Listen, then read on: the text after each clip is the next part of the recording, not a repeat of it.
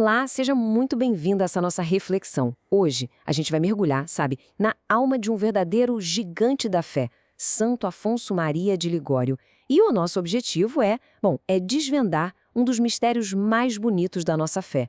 Qual é, afinal, o papel da Virgem Maria na nossa vida cristã, né? E vamos ver isso tudo pelo olhar, pelo coração desse grande doutor da Igreja.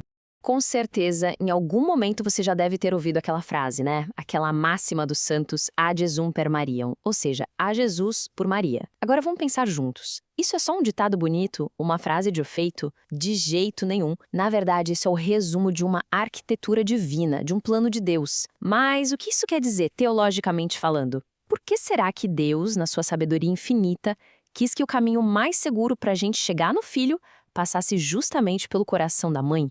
Pois bem, para nos guiar nessa jornada, a gente tem ninguém menos que a autoridade de Santo Afonso de Ligório.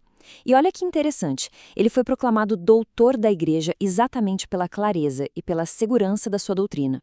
Ele era um homem, nossa alma dele queimava de amor por Jesus na Eucaristia.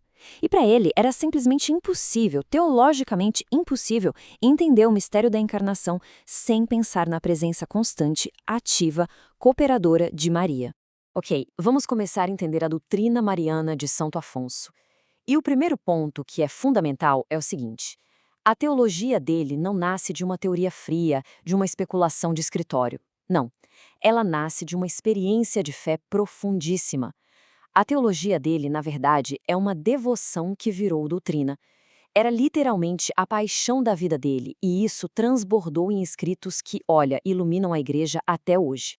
Essa citação que a gente vê, nossa, ela revela a intensidade dessa relação.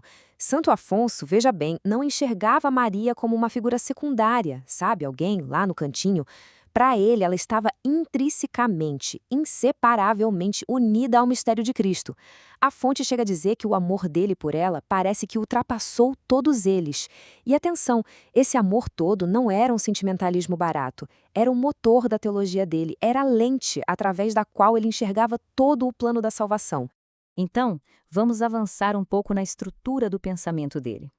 A Mariologia de Santo Afonso, o estudo dele sobre Maria, se fundamenta naquilo que a gente chama de privilégios. O que são isso? São os dons únicos, gratuitos que Deus deu a Maria. E um detalhe importante, não foi por mérito dela, mas em vista da missão sublime que ela tinha, ser a mãe de Deus, a Theotokos. E o ponto de partida de tudo é este aqui. Pense comigo, para que Maria pudesse ser uma casa, uma morada digna para o próprio Deus, para o Verbo Divino, era conveniente, era justo que ela fosse totalmente pura, não é mesmo?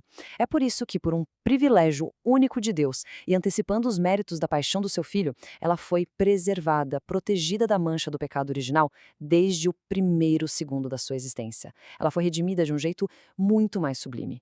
Isso aqui é um exemplo fantástico de como a doutrina na Igreja se desenvolve. É um desenvolvimento orgânico, sabe? Não foi algo inventado do nada. Foi um amadurecimento da nossa compreensão, sempre guiado pelo Espírito Santo. Como a gente pode ver, a fé na Imaculada Conceição já estava no coração do povo, na oração, na teologia, por séculos e séculos, até que, finalmente, veio a proclamação formal como dogma pelo Papa Pio IX. E é aqui que a gente vê o peso da autoridade de Santo Afonso. Preste atenção nisso. Décadas antes do dogma ser definido, os escritos dele já eram uma defesa tão clara, tão bem fundamentada, que o próprio Papa Pio IX citou Santo Afonso como uma fonte segura. Isso, assim, consolida o lugar dele não só como um devoto fervoroso, mas como um verdadeiro mestre teológico. A doutrina dele é um guia seguro para a Igreja. Muito bem. Então, a gente partiu do que Maria recebeu de Deus, os seus privilégios. Agora, vamos ver como ela respondeu a Deus com a sua liberdade, através de uma vida de virtude perfeita. Santo Afonso nos mostra Maria não só para a gente admirar na glória dela, mas principalmente para a gente imitar na sua humanidade perfeita.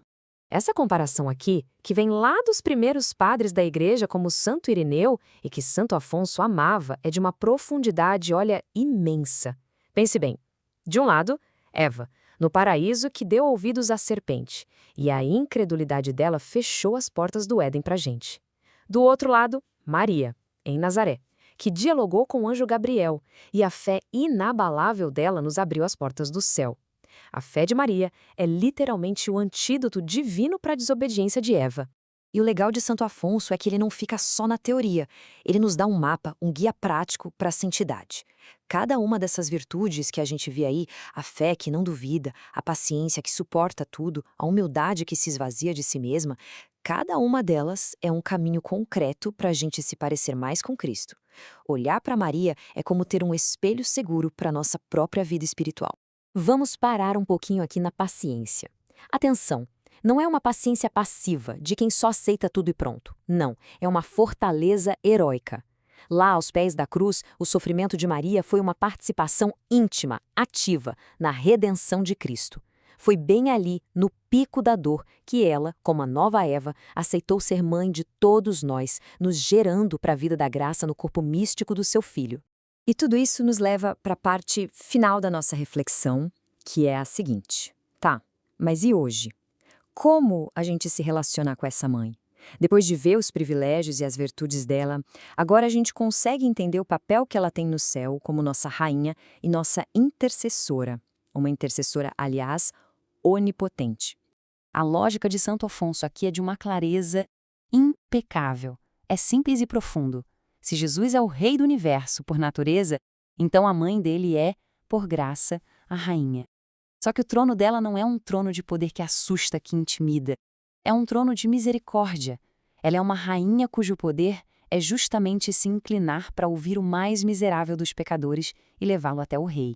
Agora, um conceito central em Santo Afonso: Maria como medianeira de todas as graças. E aqui, muita atenção para a gente entender direitinho. Ela não é a fonte da graça, ok? A fonte é sempre e unicamente a Santíssima Trindade, pelos méritos de Cristo. Mas, por um desejo de Deus, ela é o canal, o aqueduto por onde todas as graças que Cristo conquistou para a gente chegam até nós. A lógica é linda. Deus que nos deu o autor da graça através dela, também quer nos dar as graças do autor através dela. E este esquema aqui deixa tudo bem prático, né? É a economia da salvação em ação. Olha só como funciona. A nossa parte é clamar, é pedir como um filho, com confiança. A parte dela é a súplica onipotente, é levar o nosso pedido a Jesus com o mesmo amor com o que ela o amamentou. E a parte de Jesus é atender, por amor, ao pedido da sua mãe. É um caminho de puro amor. E essa frase, ela resume tudo, resume perfeitamente a teologia de Santo Afonso sobre Maria. Não existe competição entre Jesus e Maria, de jeito nenhum. O que existe é uma união que não pode ser quebrada. Procurar a mãe é simplesmente o jeito mais seguro de encontrar o filho. Por quê? Porque o único desejo do coração imaculado de Maria é nos levar direto para o Sagrado Coração de Jesus. Ela sempre, sempre aponta para ele e diz: fazei tudo o que ele vos disser. Então vamos amarrar todas essas pontas. Afinal de contas, qual é o objetivo final? O propósito maior de toda essa doutrina, de toda essa devoção que Santo Afonso nos ensina com tanta paixão? Olha, resumindo esse caminho afonciano, a gente vê uma escadinha bem clara. Diante dos privilégios que Deus deu a Maria, a nossa resposta é o quê? Fé e admiração. Diante das virtudes heróicas dela, a gente é chamado a imitar, a crescer em santidade. E, finalmente, diante da intercessão poderosa que ela tem, a resposta natural da nossa alma é a confiança de filho, que se expressa na oração, na conversa constante com ela. E aqui, pessoal, está o ponto mais importante de todos. O coração de toda a verdadeira doutrina sobre Maria é este. A devoção a ela nunca, jamais, termina nela mesma. Ela não é o destino final. Ela é o caminho. O caminho mais rápido, mais seguro e mais perfeito para o verdadeiro destino, que é a união íntima, a união de amor, com o Filho dela, nosso Senhor Jesus Cristo. E para a gente terminar, fica essa pergunta, para nossa reflexão pessoal mesmo. Depois de tudo isso que a gente viu com Santo Afonso, de que maneira, na prática, no dia a dia, uma amizade de verdade com Maria pode aprofundar o nosso amor por Cristo? Bom, essa é uma pergunta que a resposta cada um de nós precisa encontrar na própria oração, sendo guiado por essa mãe e mestre espiritual.